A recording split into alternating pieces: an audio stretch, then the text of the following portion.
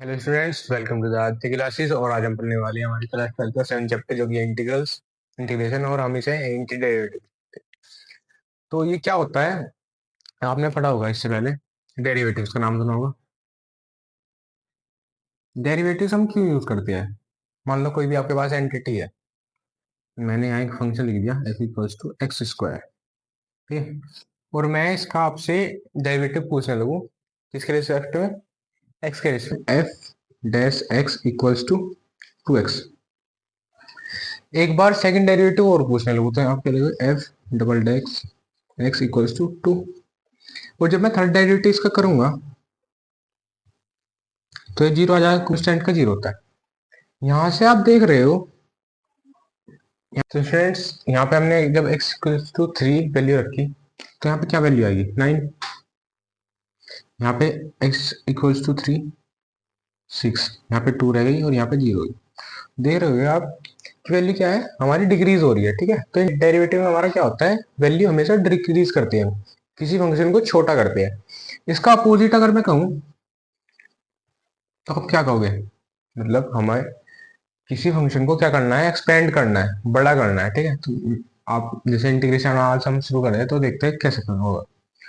मैंने यहाँ इंटीग्रेशन लिखा, ठीक है। तो मैंने कहा F equals to X square का आपको इंटीग्रेशन करना है। सबसे पहली बात तो आप इंटीग्रेशन का साइन समझ लो क्या होता है। एक ऐसा जैसे फंक्शन बनाते हैं ना, उसी तरह का आपको थोड़ा बड़ा बनाया है, ठीक है। कैसे लिखा जाएगा? F x square dot D X, ठीक है। यहाँ पे डी एक्स आ जाएगा साथ में। जिस भी हमारा ऑपरेटर के साथ, जिस भी ऑपरेटर के रिस्पेक्ट में हम इंटीग्रेशन करेंगे उसका डी एक्स ऐसे आएगा, ठीक है। ये हमारा साइन होता है, ठीक है। तो चलिए इसी फंक्शन का अभी हमने क्या करा था, डेरिवेटिव। अब इसका इनवर्स करते हैं, क्या हो जाएगा, ठीक है। यहाँ पे हम लिखेंगे x dot D x. Function की वैल्यू क्या है? X square dot D X, ठीक है। यहाँ पे क्या हो जाएगा? अब मैं आपको फॉर्मूला लिखूंगा। सबसे पहले सबसे बेसिक जो फॉर्मूला है इंटीग्रेशन का वो ये है, अगर यहाँ पे कुछ भी एक्स पावर एन है और डी एक्स है तो आपको क्या करना है? एक्स की power N plus one upon में N plus one plus C. अब ये सी क्या है? जब भी आप किसी क्वांटिटी को बड़ा करते हो तो हमें ये नहीं पता हमें कितना ज्यादा उसे एक्सपेंड करना है। मान लो, इस बात को ऐसे समझो, हमारे पास एक टोटल फंक्शन है डेरिवेटिव का, हमें ये पता है ये फंक्शन टोटल है, एक्स स्क्वायर की कुछ भी वैल्यू हो सकती है पर हमें पता है। और अगर मैं यहाँ पे ये कह दूं कि ये फंक्शन बहुत ज्यादा एक्सपेंड कर चुका है तो यहाँ पे मुझे कोई ऐसा कांस्टेंट लगाना पड़ेगा जिससे हमें ये पता चल सके कि ये इन्फिनिटी को टेंड्स कर रहा है कुछ भी। इस बात को ऐसे समझो, ठीक है। मतलब सबसे पहली बात ये है, अगर हमें किसी चीज को छोटा करना है, मतलब डिक्रीज करना है, तो हमें पता तो होना चाहिए वो आखिरी में कितनी बड़ी है। बट अगर हमें किसी चीज को एक्सपेंड करना है, मुझे इसको ये दिखाना है कि टेंड्स टू इन्फिनिटी है, तो यहाँ पे कुछ ऐसा कांस्टेंट जोड़ दूं जिसकी वैल्यू टेंड्स टू इन्फिनिटी हो। तो इसीलिए जब भी हम इंटीग्रेशन करते हैं तो हमें पता नहीं रहता कितना एक्सपेंड करना है, तो उसके लिए हम कांस्टेंट क्या लगाते हैं? सी, ठीक है। ये सभी इंटीग्रेशन में लगेगा।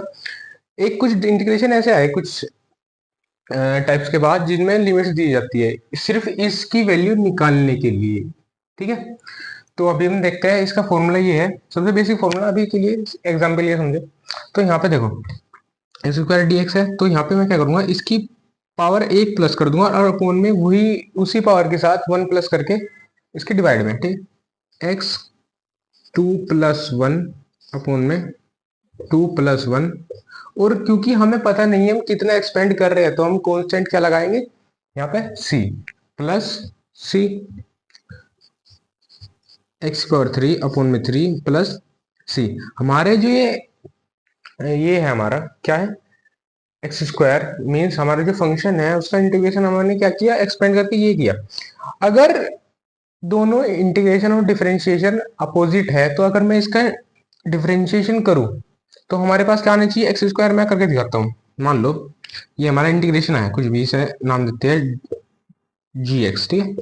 जी एक्स का अगर मैं एक्स के रिस्पेक्ट में अब जब डिफरेंशिएशन करूंगा, अगर अपोजिट है तो हमारा एफ एक्स मिलना चाहिए, ठीक है। करिए जी डॉट एक्स। डेरिवेटिव क्या होता है? मीन्स एन एक्स की पावर एन माइनस वन, ठीक है। हमारा यहाँ एक्स है 1/3, मैंने ऐसे लिख लिया। एक्स की पावर यहाँ पे 3 है, मीन्स 3x और n माइनस वन, 3 - 1, और ये प्लस सी। अगर सी हमारा कोई कांस्टेंट है तो उसका क्या हो जाना चाहिए यहाँ पे 0, ठीक है। 1/3, 3 से 3 कैंसिल हो गया तो यहाँ पे हम नहीं लिखेंगे।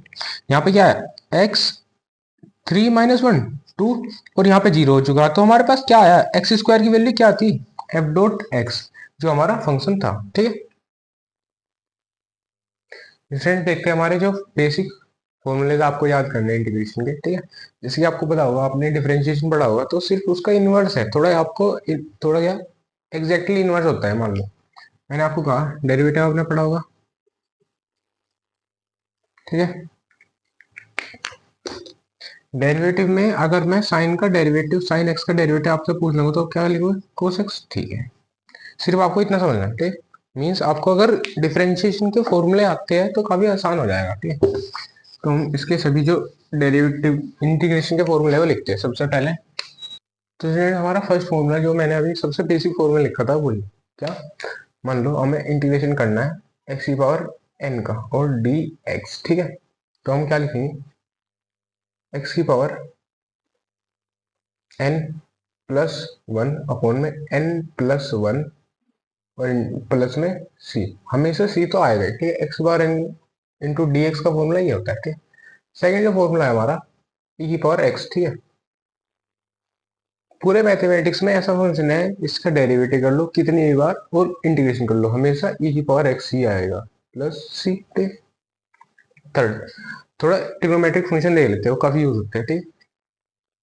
साइन एक्स और डॉट डी एक्स, ठीक है।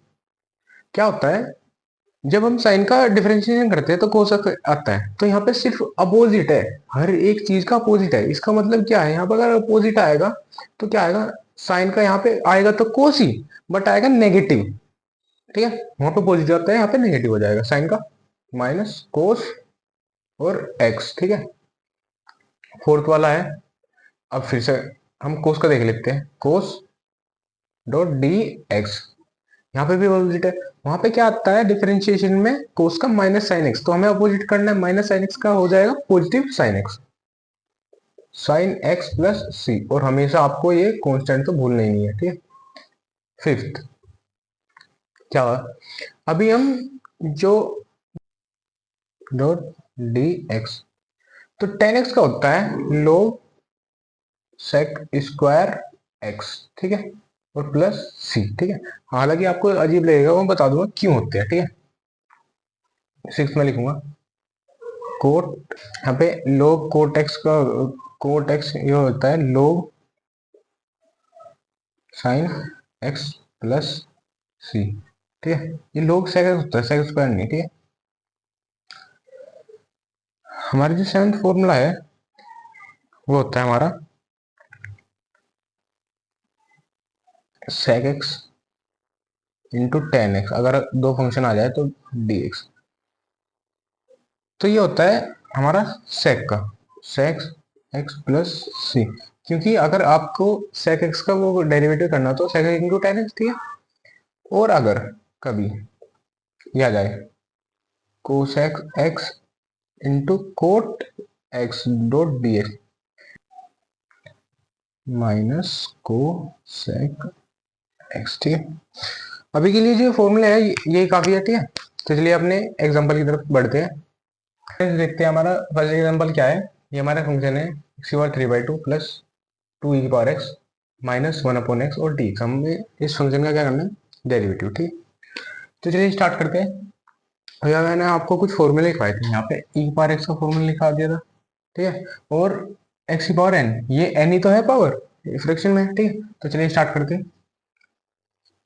क्या होता है, इंटीग्रेशन में आपको पार्ट्स में डिवाइड कर सकते हो, ये जो साइन है बीच में आ जाएगा, क्या एक्स की पावर 3/2 प्लस इंटीग्रेशन 2 ई की power x dot D X, ठीक है, और minus 1/x into D X, ठीक है। X power 3/2 dot D X, ठीक है। एक्स स्क्वायर एन का फॉर्मूला होता है X square N plus one upon में डिवाइड में क्या आ जाएगा N plus one plus C. C क्या है, कॉन्स्टेंट है हमारा, ठीक है। क्योंकि हम ये हमारा एक होल इंटीग्रेशन एक ही है तो हम सिर्फ एक कॉन्स्टेंट लगाएंगे, ठीक है। क्योंकि अगर मैं लिखूं तो हमारा फंक्शन है एक्स स्क्वायर एन, ठीक है, मीन्स एन प्लस वन और प्लस सी, ठीक है। तो चलिए 3/2 में जब आप प्लस करोगे 3/2 प्लस वन, 3/2 प्लस वन, ठीक है। हम सी पे यहाँ पे नहीं लगाएंगे, यहाँ प्लस लगाएंगे क्योंकि हमें कांस्टेंट जो है हमारा इन्फिनिटी को टेस्ट करता है। तो 3 बार इन्फिनिटी लिखने का मतलब नहीं है, क्योंकि इन्फिनिटी खुद एक ऐसी एंटिटी है जिसको हम नहीं गिन सकते। 3 बार लिखने का मतलब नहीं है, तो सिर्फ एक कांस्टेंट लगाएंगे, ठीक है। क्योंकि वोल भी एक क्या था, इंटीग्रेशन था। टू कांस्टेंट बाहर आ जाएगा। हमेशा जब भी आप इंटीग्रेशन करोगे, डेरिवेटिव भी करते हो, तो कांस्टेंट क्या होता है, हो जाता है हमारा, बाहर आ जाता है, ठीक है। यहाँ पे ई की पावर एक्स का क्या होता है, ई की पावर एक्स, ई की पावर एक्स प्लस माइनस, यहाँ पे क्या है माइनस 1/x। मैंने इसका आपको इंटीग्रेशन नहीं बताया, मैं आपसे पूछने लगा log x का डेरिवेटिव क्या होता है। log x का डेरिवेटिव आपसे पूछा मैंने, ठीक है, कि भाई मुझे log x का डेरिवेटिव बताओ, dy by dx of log x का आप कहोगे 1/x। और अगर मैं यहाँ पे एंटी डेरिवेटिव पूछने लगूं, इसका मतलब अपोजिट क्या होगा, तो क्या होगा 1/x का हमेशा इंटीग्रेशन जो होता है वो होता है log x, अपोजिट हमेशा अपोजिट चलेगा। तो यहाँ पे लिखूंगा log और x। अब हम क्या करेंगे, ये एक होल एंटिटी है और यहाँ पे लगाएंगे प्लस सी, ठीक है। हमें नहीं पता हमने कितना एक्सपेंड किया है ये फंक्शन, ठीक है। अब देखते हैं 3/2 प्लस वन करोगे 5/2, 5/2 प्लस 2 इंटू ई की power x minus log x और प्लस सी। सी ये पूरे फंक्शन में जुड़ा है। 5/2 ये क्या हो जाएगा, अपोजिट हो जाएगा 2/5 प्लस 2 की पावर 2 इंटू ई एक्स माइनस log एक्स और प्लस सी। और आपको क्रॉस चेक करना है तो क्या करो, इसका डेरिवेटिव करो, आपके पास सीधा ये फंक्शन आ जाएगा। मैं वो भी कर देता हूँ, ठीक है। यहाँ पे इसका डेरिवेटिव करो एक बार, हमें क्यों क्रॉस चेक करना है। तो हम इसको क्रॉस चेक करते हैं, हमारा आंसर जो है हमने इंटीग्रेशन जो करा है किसी फंक्शन का वो सही करा है नहीं, ठीक है। तो यहाँ पे देखो हमारा इंटीग्रेशन क्या है, 2/5 एक्स पावर 5/2 प्लस 2 इंटू ई की power x minus low x, और ये आया। तो हमें क्रॉस चेक करना है कि अगर हम इसका डेरिवेटिव करें तो हमारा ये फंक्शन आ जाना चाहिए, ठीक है। एक्स की पावर एन का, एक्स की पावर एन का डेरिवेटिव क्या होता है, N X N minus one, ठीक। तो एक्स मीन्स क्या होता है एन, मैं करूंगा 5/2 एन माइनस वन। अभी हमने थोड़ी देर यहाँ पे प्लस वन करा था, अगर आपको नहीं समझ में आ रहा तो 5/2 लिखो माइनस वन, 2 इंटू ई की पावर एक्स का डेरिवेटिव करो या डिफरेंशिएट करो, सेम लगता है, ई की पावर एक्स। log एक्स का डेरिवेटिव हमने अभी बताया था क्या होता है 1/x, ठीक है, मैंने 1/x लिख दिया। c जो कि हमारा एक कांस्टेंट है, उसका डेरिवेटिव हमेशा क्या होता है, कांस्टेंट का जीरो, जीरो देख लेते हैं। 2 से 2 कैंसिल और ये इससे कैंसिल। 5/2 में से जब आप -1 करोगे तो आ जाएगा 3/2, ठीक है। 2 इंटू ई की power x minus log x, और क्योंकि कांस्टेंट था उसका क्या हो जाएगा हमारा डेरिवेटिव जीरो। तो हमारे पास क्या आया फंक्शन, ये आया। एंटी डेरिवेटिव करने के बाद ये इस फंक्शन का जो ये था, ये जो फंक्शन था उसका डेरिवेटिव करने के बाद हमारे पास ये आया। और ये बिल्कुल अपोजिट है, वही फंक्शन है जो हम यहाँ से लेकर चले थे। इसका मतलब हमने इंटीग्रेशन पूरा ठीक किया है।